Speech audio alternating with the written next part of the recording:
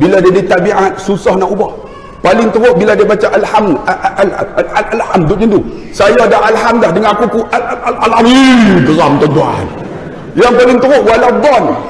Dia walatototok, wala kita dah waladhali dengan kita walatototok. Dalam hati aku bagi orang tua ni walatototok. Ha.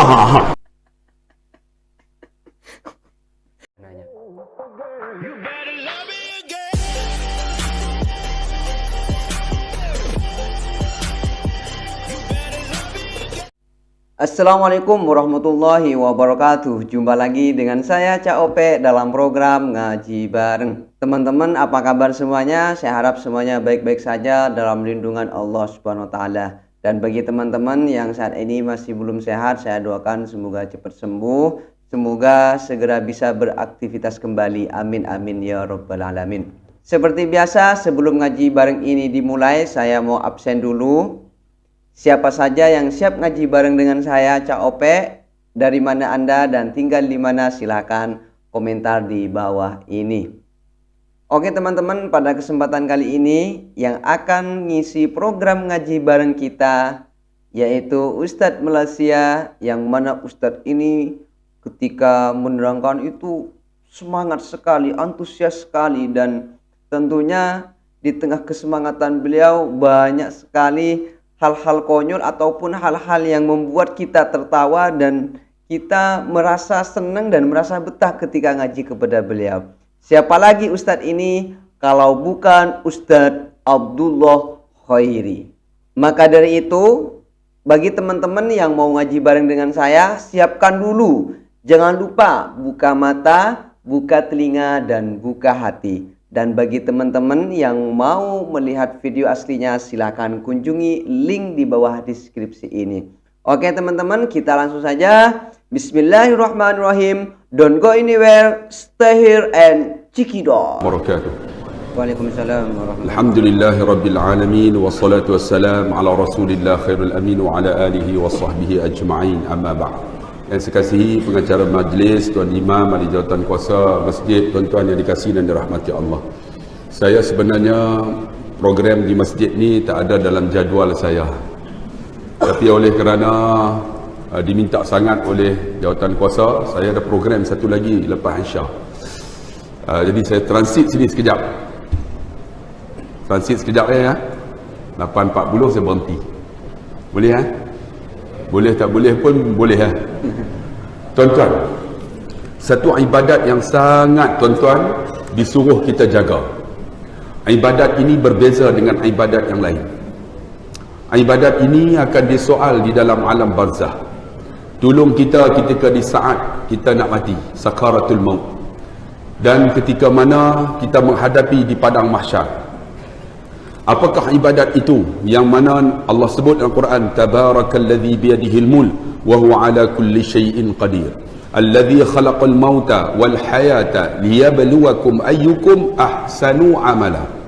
Cuba tengok ayat yang terakhir, ahsanu amala. Setiap ibadat Allah akan tengok mestilah ahsanu amala.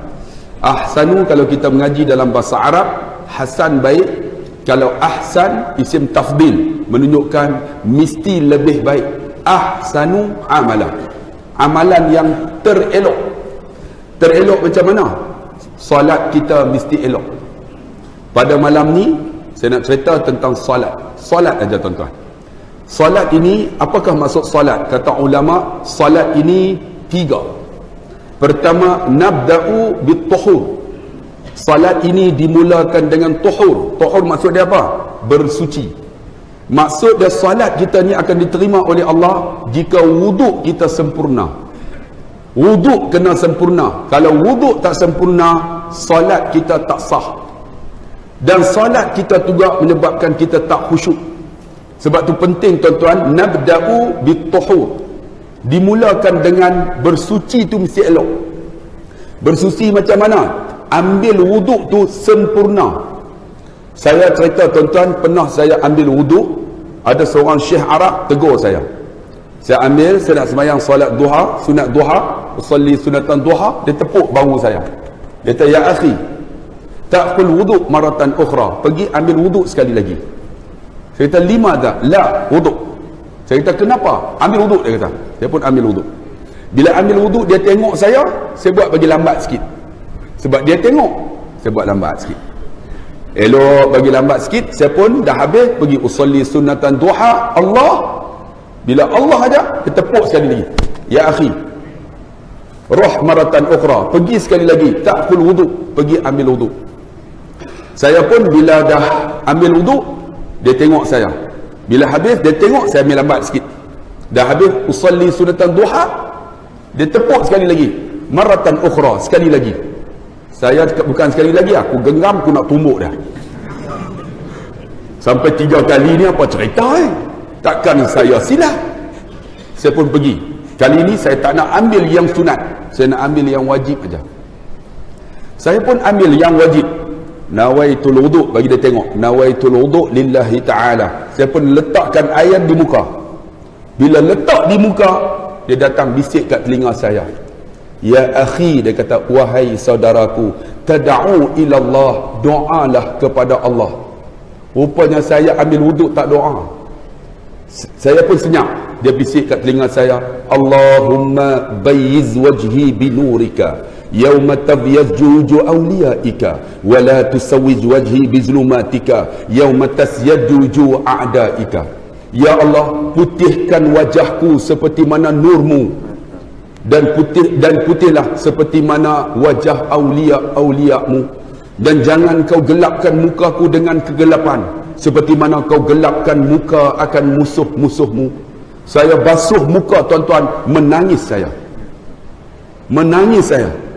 Habis basuh muka, tuan-tuan, saya basuh tangan. Bila basuh tangan, dia bisik kat telinga saya, nada sayu aja. Ya akhi, tada'u ilallah, doalah kamu kepada Allah. Allahumma a'tini kitabi yamini, bagilah suratan amalan tangan kananku ya Allah. Saya basuh tangan kanan, menangis saya. Kemudian bila basuh tangan kiri, dia bisik lagi, wa a'udzubika an tu'tiya kitabis shimali, jangan kau bagi suratan amalan tangan kiriku ya Allah. Saya basuh tangan kiri, menangis saya. Kemudian saya ambil air letak di kepala. Dia bisik kat telinga saya, tada'u ya akhi, doa ya akhi. Allahumma faqihni fid din wa 'allimni ta'wil waj'alni min ibadikas salihin. Ya Allah, bagiku faham agama, ku faham Quran, bagiku jadi orang yang saleh. Saya basuh kepala, menangis saya. Kemudian saya basuh kaki, dia bisik kat telinga saya, tada'u ilallah ya akhi, doa kepada Allah wahai saudaraku. Allahumma sabbit qadami ala siratikal mustaqim. Ya Allah, tetapkan tapak kakiku di atas titik sirat ya Allah. Saya basuh kaki, menangis saya. Bila habis, tuan-tuan, kemudian dia kata, al-an, dahin, sekarang roh pergi salah, roh ila salah, pergi salat. Saya pun usalli sunnatan duha. Allah, sedapnya salatku. Kerana apa? Nabda'u bituhur, wuduk kena sempurna. Sebab tu tuan-tuan, nak dapat kehebatan sembahyang, wuduk bagi sempurna. Ini ambil wuduk, okok ada okok lah, ambil wuduk tanya okok. Bang, wuduk bagi sempurna bang, solat akan sempurna. Tuan-tuan akan rasa sedap. Nak cerita sedap, tak tahu, kecuali orang yang pernah solat. Tuan-tuan tengok ayat ini. Ini ayat biasa, betul tak? Tuan-tuan pernah minumkan ayat ini? Sekarang saya minum biasa. Sekarang tuan-tuan andaikan di otak tuan-tuan, ayat ini ayat oring. Andai aja sekarang saya minum air oring ini. Ya Allah, masamnya. Tengok kenapa tuan-tuan telan air liur. Kerana tuan-tuan pernah merasai kemasaman air oring. Macam tu ibadat. Siapa yang pernah rasa nikmat solat, nak cerita tak reti. Kecuali tuan-tuan pergi rumah orang, tiba-tiba dengar azan, Allahu Akbar, Allahu Akbar, masuk waktu maghrib, orang tu tak semayang.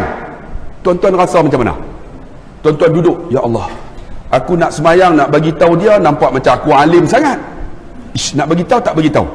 Tak apalah, tuan-tuan pun, tuan, saya nak tanya mana tandas?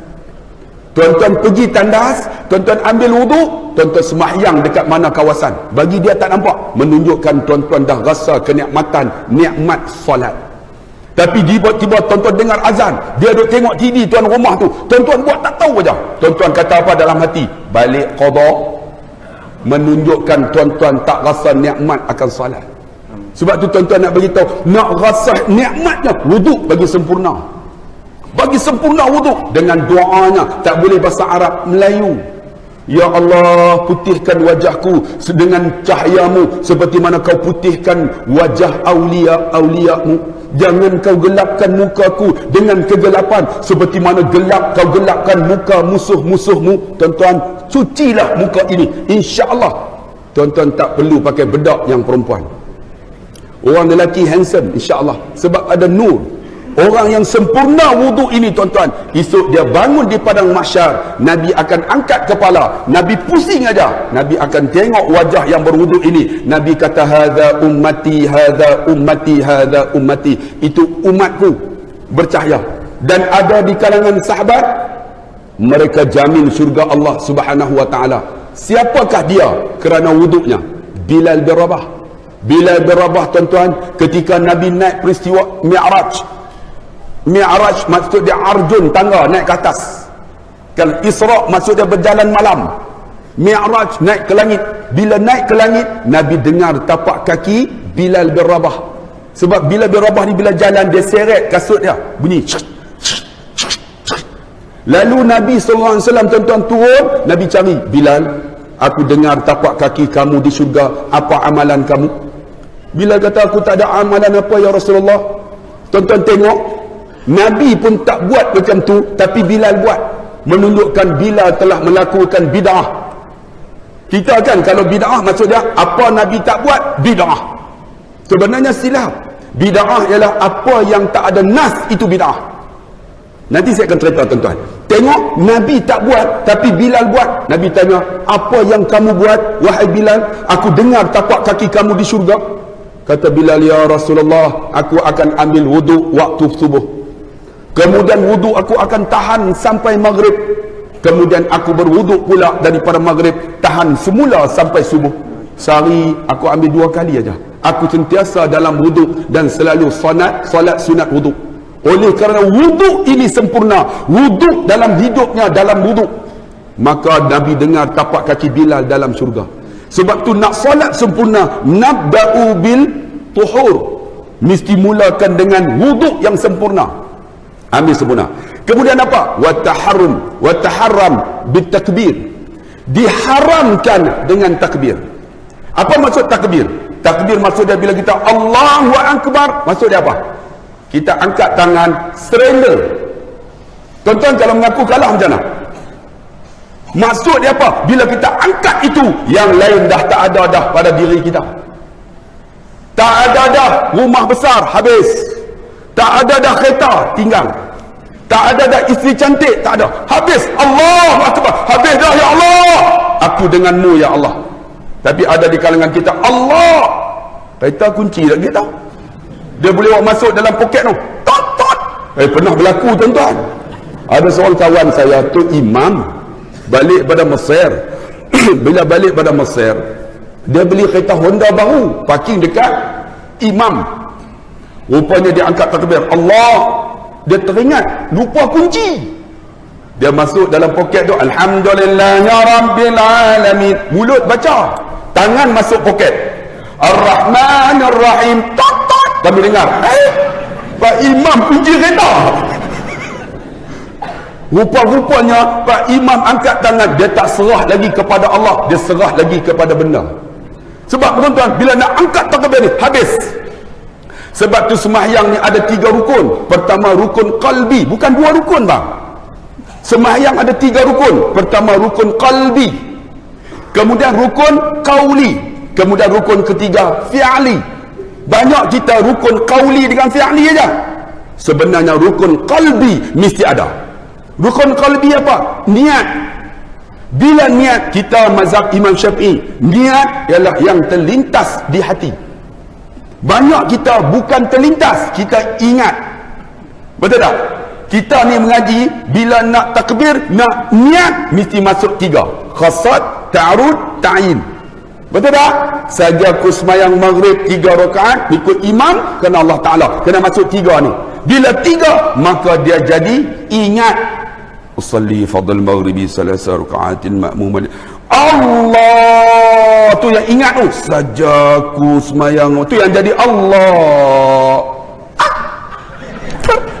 Gelak apa? Sagi Aisyah kita tengok macam-macam ada.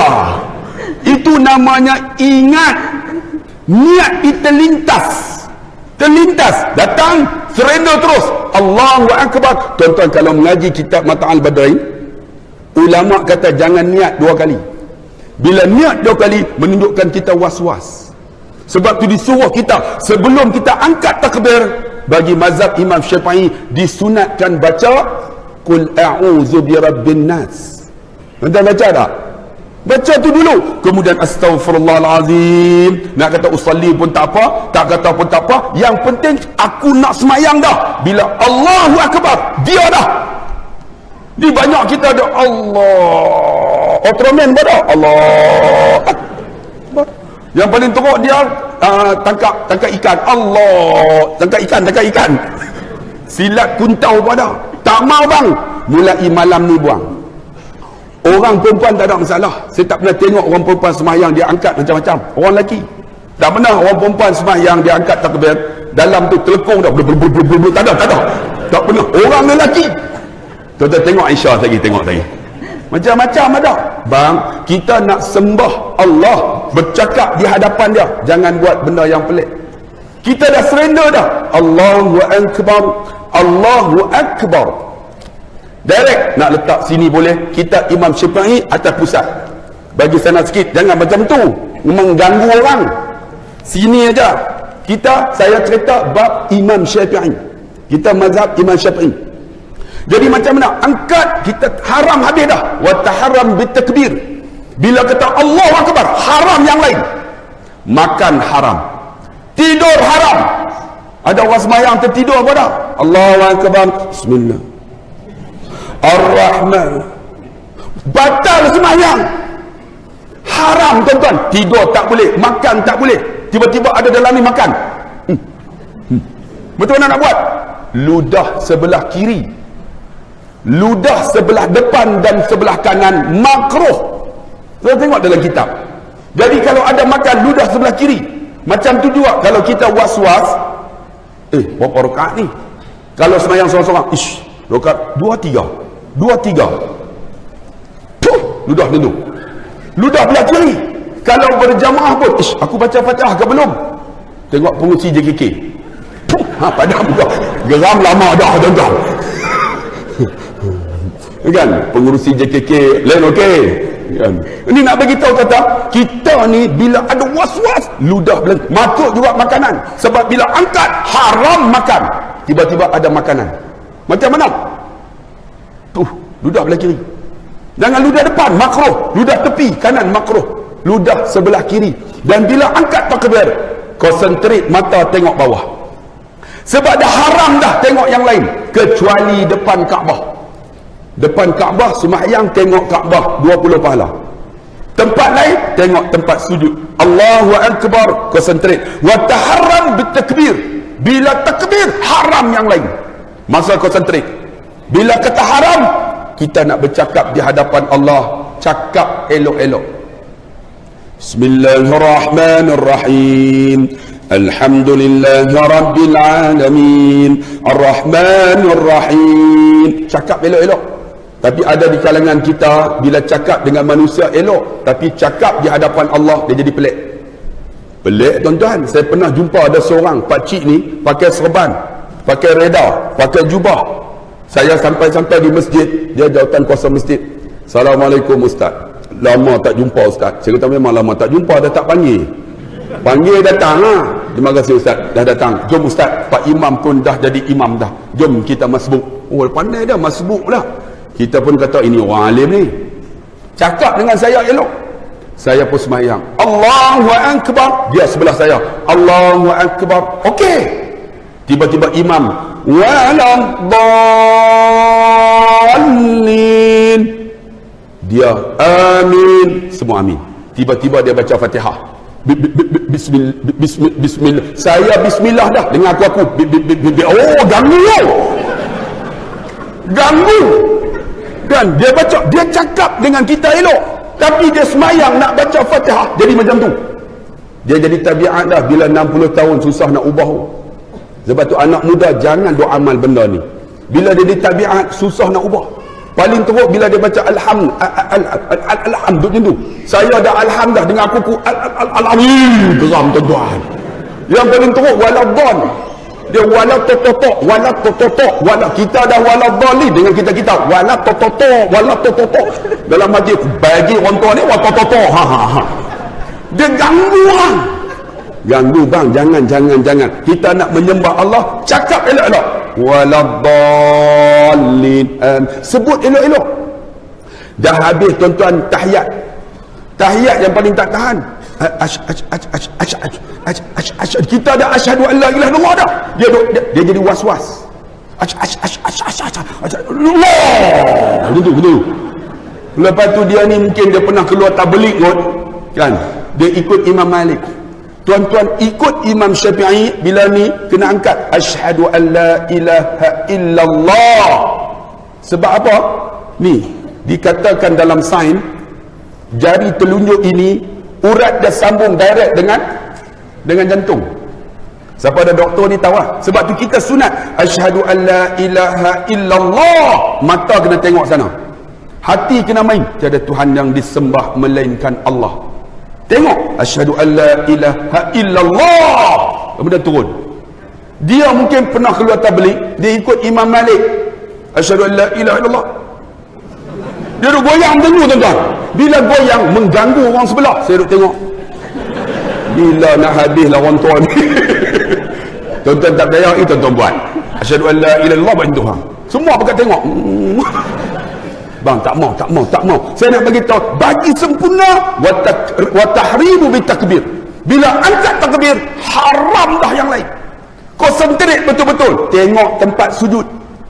Ini baru buat solat ni. Sebab solat kita bila sempurna, Allah akan menghantar malaikat munkar dan nakir nak soal dalam kubur.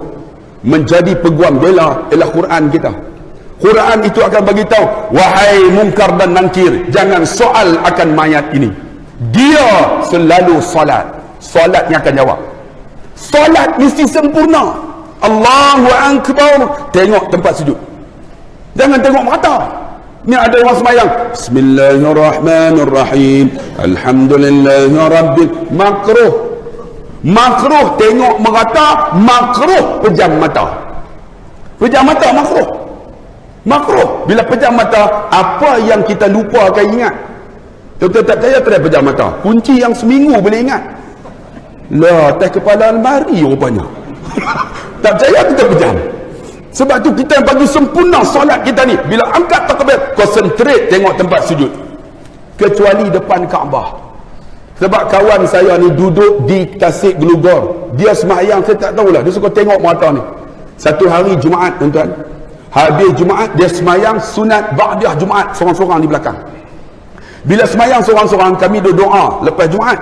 Habis doa, dia semayang, tak habis lagi. Elok dekat nak habis, dia baca tahiyat. Asyhadu an la ilaha illallah. Asyhadu anna Muhammadar Rasulullah. Allahumma salli ala sayyidina Muhammad. Jadi orang habis semayang, pakat bangun nak balik. Lalu depan dia, ingat dia tak solat. Dia bila lalu depan dia buat macam ni. Dia tak bagi lalu. Orang ingat hulur salam, pakat salam. Tuan-tuan bayang nak habis 400 orang lengah tuan-tuan. Sebab tu tuan-tuan yang dikasih sembahyang, tengok tempat sujud. Tengok, konsentrate tempat sujud. Jaga solat, yang lain selesai. Ingat, teori saya mudah je. Kamu jaga hak Allah, Allah jaga hak kamu. Ihfazillah yahfazuk. Kamu jaga solat, Allah mudah yang lain. Tuan-tuan tengok, rezeki akan murah. Anak kita takkan bergaduh sesama mereka. Sebab kita jaga hak Allah. Tuan-tuan, Allah murahkan rezeki. Mak dengan ayah kita sayang kita. Isteri kita akan sayang kita. Suami akan sayang kita. Sebab apa? Kita jaga hak Allah punya. Macam mana? Solat bagi sempurna.